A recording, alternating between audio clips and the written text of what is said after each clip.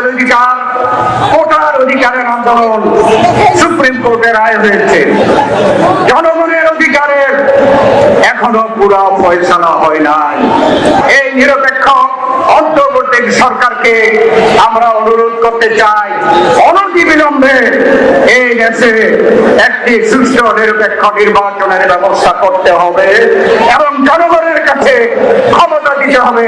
16 বছর যে আন্দোলন করে আজকে যে অবস্থায় বিজয়ের দ্বার প্রান্তে, এই বিজয়কে সফল করার জন্য আমরা সকলে ঐক্যবদ্ধ থেকে আমরা সাবধান থেকে অগ্রসর হতে হবে। আমাদের বিজয় এখনো হয়নি, বিজয় আমাদেরকে ছিনিয়ে নিতে হবে।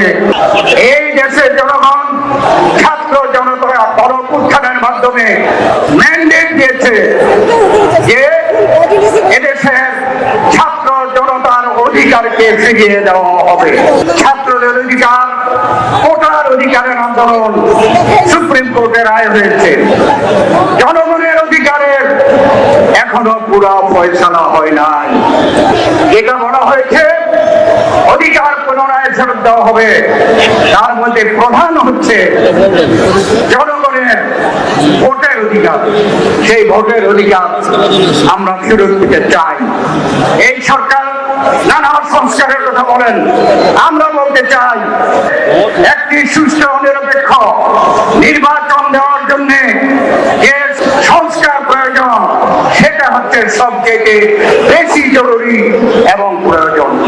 আজকের এই সভা থেকে এই আন্তর্জাতিক গণতান্ত্রিক দিবসে আমরা এই নিরপেক্ষ অন্তর্বর্তী সরকারকে আমরা অনুরোধ করতে চাই, অনতিবিলম্বে এই দেশে একটি সুষ্ঠু নিরপেক্ষ নির্বাচনের ব্যবস্থা করতে হবে এবং জনগণের কাছে ক্ষমতা দিতে হবে।